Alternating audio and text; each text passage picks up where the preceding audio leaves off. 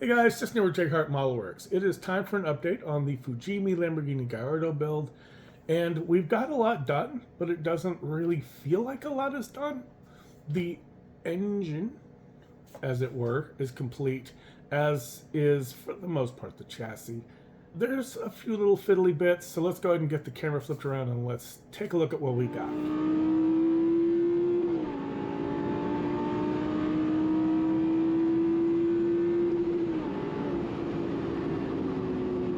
Alright guys, so here we have everything that we have been working on so far.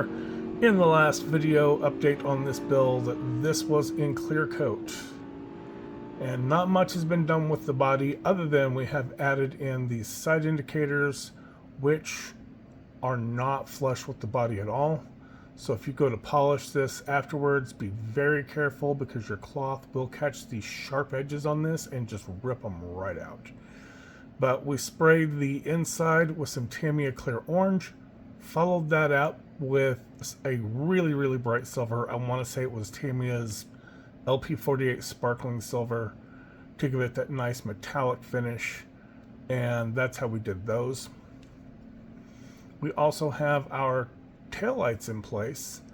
Now, we put some bare metal foil down in the recessed area on the body to give us that nice metal backing. Then we sprayed the lenses with the Tamiya's clear red. But you have to be careful because the center section here is not the same red as everything else.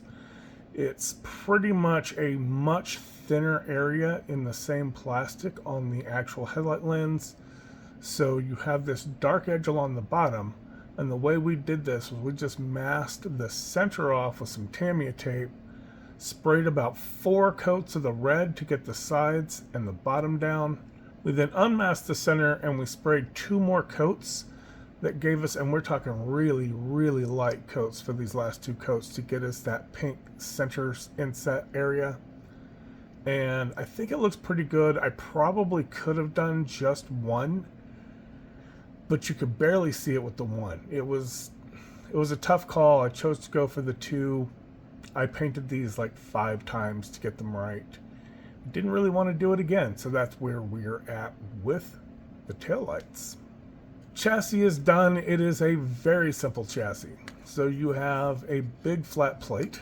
You have to mask some areas off to paint some silver. You also have to paint a little bit of gray on these pieces over here. Hit everything with a panel line wash. You've got some silver to do on the control arms, because the lower control arms are all part of this same plate. The bottom half of the engine down here is a separate piece, so we sprayed that in a few different colors. And we threw some black Tamiya line panel liner over all of this and then cleaned it back up to get us some really nice detail in there.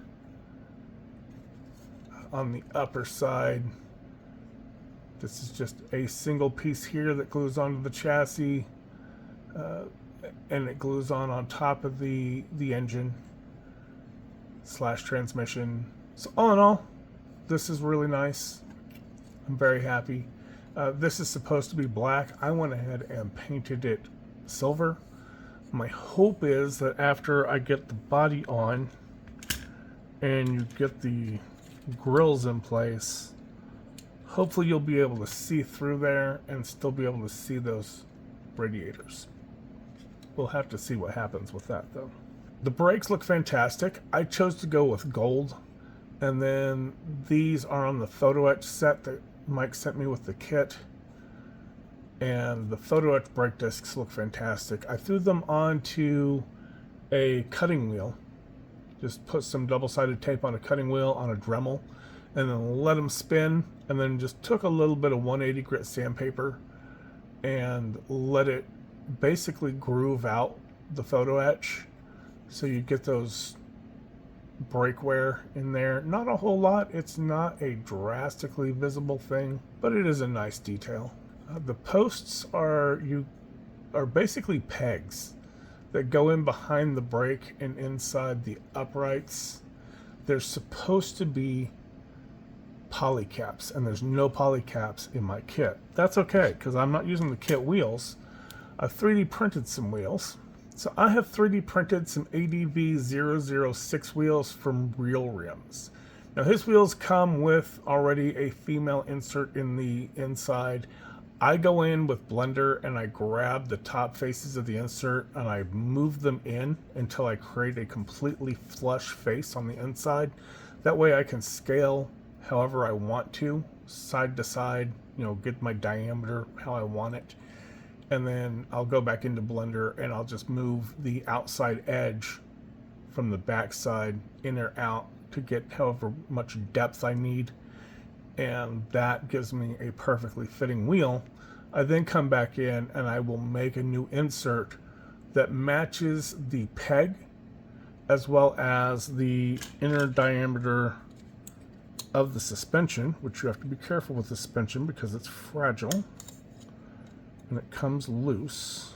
So the outside of my mounting point matches the inside of that opening, and then the inner hole matches that peg. And that way I don't need a poly cap. I can just go in here and drop them on. Now, as I've mentioned, the suspension comes apart because you don't glue this in place. So basically what you have to do is flex the control arms like that to get enough space to get the upright pins into the holes, and then it should pop back into place and you're okay. Now to put your wheels in, you want to grab the top and the bottom of the control arms because they will flex. So you want to hold them together. This way these pins don't pop out and they shouldn't break, and that'll hold it in place while you slide your wheel on. Just like that. Do the same thing over here. Hold the control arms, pop your wheel on, and you have wheels. I will probably end up gluing these in place. Y'all know I don't really like rolling wheels on my models. I've had a model in the past that rolled off of a desk and shattered. So typically I normally glue at least one of the wheels so that they don't roll. That is going to bring us to our engine, which is 3 pieces. It is the tub. There's a little plastic piece there that has some tubes. So basically your air comes in the side, hits these tubes in the side, goes up through these air filters and into the intake plenum. And then you've got the intake plenum itself. There are 2 color callouts for the entire engine, flat black and silver. I've taken some liberties. There's more of a semi-gloss black down here, and then a flat black on the rubber pieces where the filter boxes connect up to the plenum. This, I want to say, is Alclad stainless steel. I sprayed the entire thing in stainless steel to get a nice bright silver. It is either Alclad stainless steel or it may be Mr. Hobby Super Duraluminum. I can't remember which one I used. I do know that after getting this whole thing in a bright silver, I followed up, I masked this off, and I sprayed the tops of the plenums in Alclad's gunmetal, which is really more of a gun black. If you spray it over anything other than a bright silver, what you end up with is a flat black with a slightly metallic sheen, but it's black. Over this bright silver, you do get a lighter color. It's not quite what you expect from a gunmetal. It's still pretty dark, but it just gives me a little bit different color and sheen in here in this engine bay. The tops here are photo etch pieces from the photo etch set from Accustyon, and these are supposed to be black for the lettering and the striping. I decided to use some Vallejo Game Air Red. No, this is Vallejo Mecha Color Red is what I used. It's a really bright red. So I painted the entire top of these photo etch pieces in the red, let it dry, then came back with some UMP airbrush cleaner and a very fine cotton swab, and I very gently just rubbed until I took the top surface off, and it left that red down in all the recesses, which that looks fantastic. I'm really happy with how that turned out. I would have wired the coil packs. I thought about wiring the coil packs, but the coil pack wires go down and not up where you might have actually seen them. And the coil packs, the valve covers, are all molded into this big tub piece. So it's not like I could do it outside the body, and it was a pain to try and get in there with a drill bit. I just didn't bother with it. It was enough that I masked it off and sprayed that is stainless steel in the bottom down there. That's alclad stainless steel for the engine pieces. And I masked off the Mr. Surfacer black and just kept it that flat black. That takes us to this little oil fill cap thing that we got here.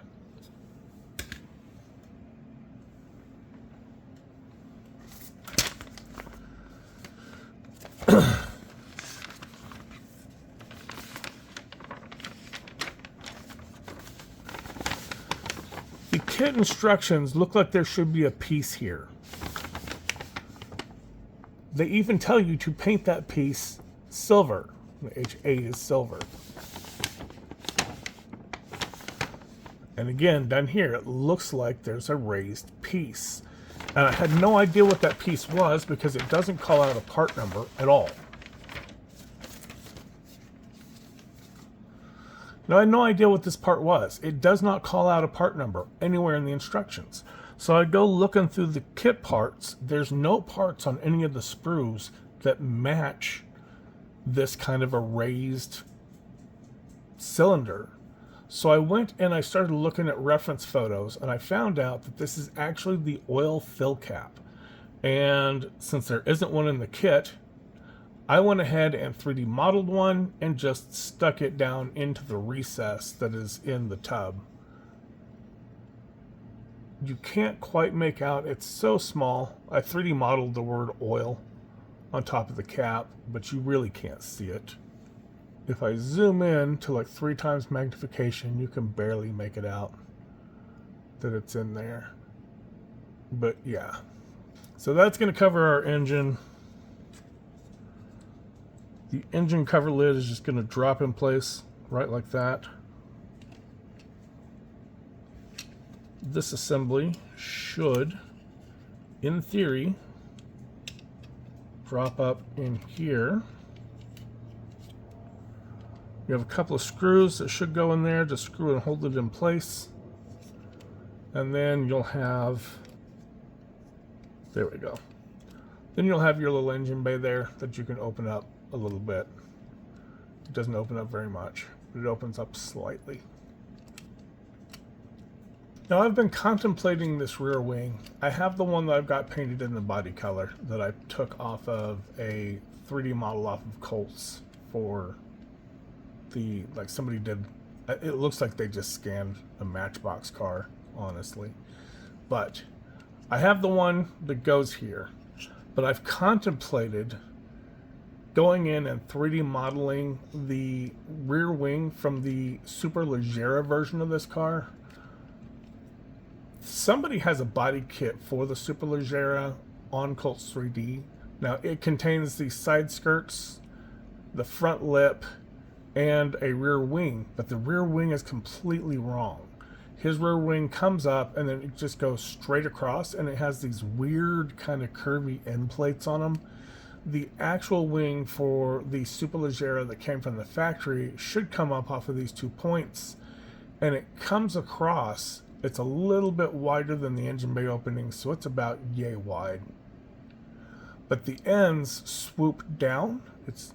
It's not straight across the body. It actually follows a curve that follows this rear body line.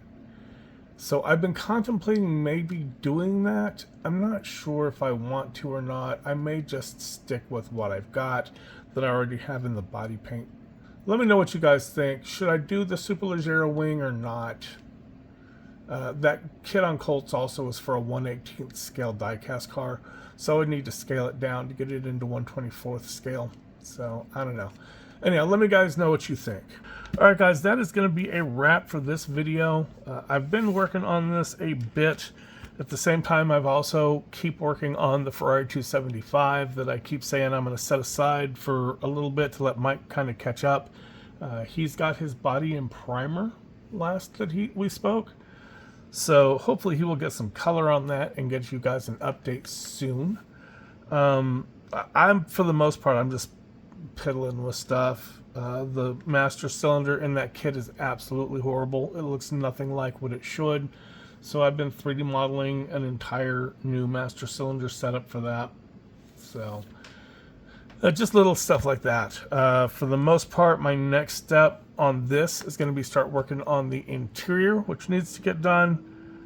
And we'll see where we go from there. Thanks for hanging out with me, guys. I always appreciate you watching the videos and supporting the channel. And I will catch you guys on the next one.